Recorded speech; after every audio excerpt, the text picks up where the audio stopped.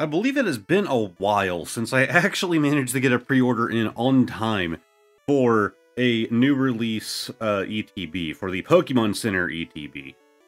Which it sucks that I used to be really good at that, and I always did it for a new set, and then I kind of, like, fell off on it when they started doing special versions of cards in the Pokemon Center versions.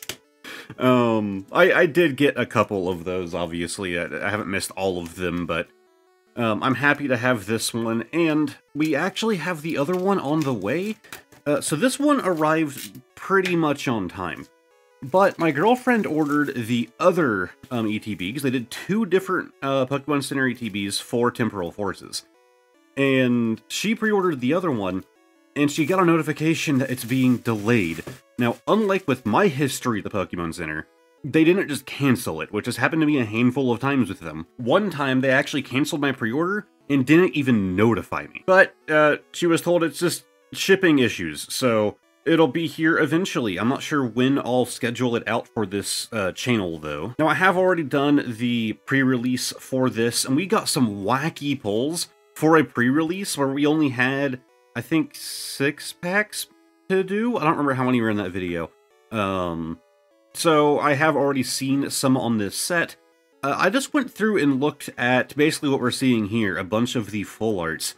And this set, like, holy god, this might be, like, one of my favorites, just looking at some of the high-quality art in here. That Snom right there is one of my hard targets right now. I mean, like, you have the Deerling and the Sawsbuck cards, like, super vibrant. There he is, a guy I feel like we haven't gotten much love in a long time. We have a very nice-looking Arbok card. Like, there's a lot of things in this set that I want to pull. So anyways, we have our ETB right here. We take our top off, and of course they always design these things in an interesting way. And I guess we'll start going through all of the extra stuff. So it does come with some of these gold-backed sleeves. We have a code card for the ETB. There you go. Then here we have a packet of energies. We have our dividers, which are nice and shiny this time around. They're actually kind of textured the way that they're printed. These are pretty neat looking little dividers, even if though, you know, they're not like super important. Also very drastic change here.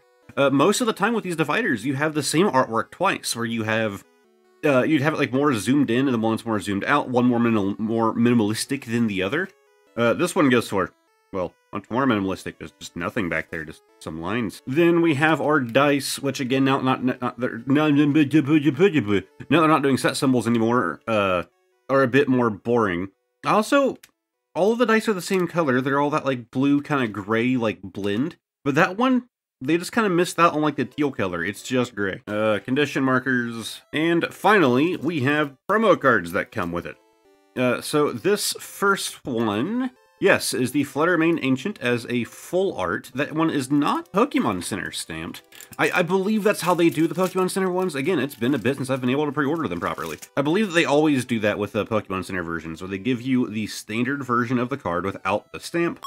Then that should mean that our other one here will have, yeah, right there, Pokemon Center stamp with our Fluttermane. And we just open that one up as well. Yeah, pretty nice looking card. Like I said, this set just kind of calls to me with a lot of the artwork. I like how they're kind of like hiding the Fluttermane behind a bunch of just like grass and stuff from like a low angle on the camera. Almost like you set up like a GoPro out here in the field and you just happen to catch this guy going by. All right, I actually don't remember how many packs we're supposed to get, but we have 1, 2, 3, 4, 5, 6, 7, 8, 9, 10, 11 packs in total.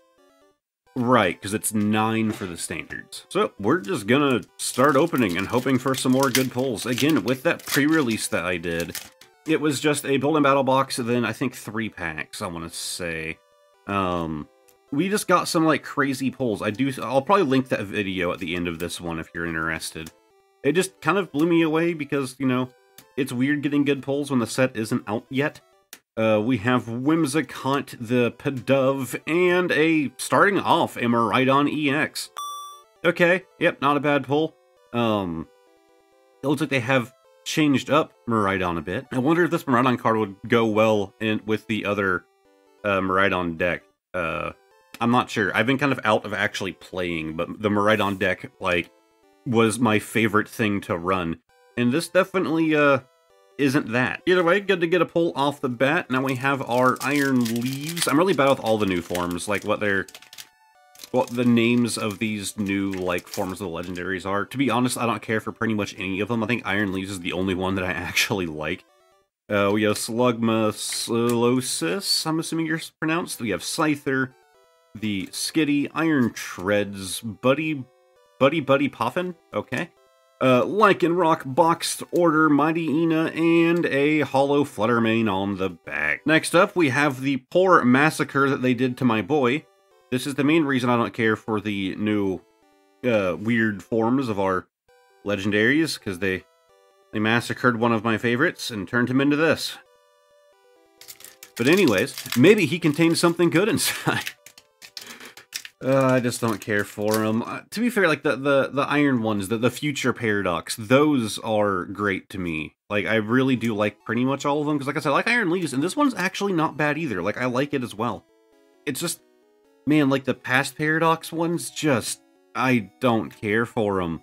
Plus, like, are we implying that, like, Entei and them are, like, not, like, ancient? I thought that was kind of the point of them being legendaries, but, you know. We have Palafin, the Scyther, and Feraligatr. Can you tell that I haven't played that DLC, which is sad? This is a Pokemon channel, and I haven't played the newest Pokemon DLCs. I need to. I haven't been using my Switch pretty much at all lately. I don't know if it's part of running this Pokemon channel for this long, if I'm just getting Pokemon out, because I still very much enjoy doing the cards. I just haven't really thought about playing the game. I have a little bit, I don't know, lately had the urge to, just haven't had the time. I've been having to work more lately and yada yada. And most of my time to play games has been spent with friends. Like, been playing Borderlands lately, because I have a friend who got back into it. Weird little hollow scratch there. Wanted to point that out. Plus, of course, when Power World released, that was, like, all I did for a solid, like, month and a half. I did, like, my own solo world, then I played, a buddy of mine got a server going, and we ended up having, I think, 13 people in that server. And that, it was very interesting. It was a different experience playing with that many people. The one night was wild, though, because it was, like, late at night. It was, like, 2 in the morning. And that is a nice-looking reverse right there with the iron hands. And we have a Minccino illustration rare. I can't say this was one of my targets, but it's still a very nice-looking illustration rare. Probably not one that I would be hunting for, but it's not bad. And a Roaring Moon. But it was kind of shocking, like, how popular that game was, that we had this group of, like, 13 people, which I didn't know all of them, but it was all, like, friend group. But somehow at, like, 2 in the morning, without people being like, hey, you need to hop on, yada yada, like, it wasn't planned. People were just playing. In our Discord that night, we had all 13 people on, every single person online in the server. Like, super late at night. Just, I don't know, kind of interesting to me how large Power World was when it first released. I know it still has fans, it's still being played. I am very interested in getting back into it as more updates release and more bug fixes. Iron Thorns Hollow. But anyways, that was a weird ramble. But long story short, yes, I still need to play the Pokemon DLC. I considered doing a video playing through them. I haven't really done gameplay stuff on this channel a whole lot, which I've been wanting to get back into. I don't know if I want to do that, though. It's just like, oh, I play through DLC, because I don't know how many people would actually care. Like, that could possibly be, like, a good, like, bonus video for, like, the channel members, I suppose. We have the Gengar EX. I know that Ghastly has a very beautiful illustration rare in this. I'm not sure if Gengar does. I think it starts and ends with Ghastly for this line. Alright, next we have, I don't remember what you're called, Iron Kabulian Man. Pull them out, get out our code card, and I don't think we're doing terrible so far. Certainly not replicating the quality we had in the pre-release video. We have the Great Tusk, Morty's Conviction, Electivire, Carcoal, and the Hollow Bramblegast. But yeah, I have had some ideas for mixing up content here a little bit. It's still going to be, you know, obviously, this is what the channel is about.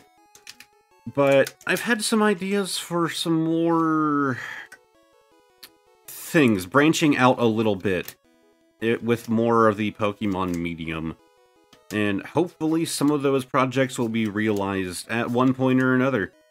Pretty nice looking reverse here. We have the Cypher Maniac's Code Breaking, Lickitung, and a Melmetal. 2 more packs to go, and I wouldn't say that we've gotten anything wild. The Gengar EX is nice, that one Minccino illustration rare is nice, but nothing super crazy for this little not pre-release, for this Pokemon Center ETB here. It's our Ghastly, Delmise, Elective Wire, Cinccino, Shaman, Great Tusk, and okay. About time we get something. Iron Crown, that's your name. I knew it had iron in it, obviously. Cobalt Command. Attacks used by your future Pokemon except for any Iron Crown EX do 20 more damage to your opponent's active Pokemon before applying weakness and resistance. Not a bad ability, I'd say. So does that mean he's good for the backline? Attacks used by your future Pokemon except for any Iron Crown EX. So you really wouldn't want him out in his EX form. That is interesting. I mean, he's not like the most tanky or anything, so yeah, I suppose that makes sense if you just need to build a heavy, like, future-themed deck. But we have the Iron Crown EX. And final pack. Yeah, I know the Iron Crown's probably not going to be worth a whole lot, because I know that there's a special illustration version of him, and there is a gold version, if I'm remembering correctly. I think there's a gold for all of those new legendary form Pokemon. The Iron Jugulis, Full Metal Lab, the Golurk, Slugma, Dunsparce, and Iron Valiant, one of my favorites. I actually don't know if you have anything special in this set. I don't recall seeing anything anyways. But yeah, definitely one of my all-time favorites in from Scarlet and Violet. I'd like to see some more special things done with her, though. But now it is time for the bonus card of the day. Explanation right down there in the corner.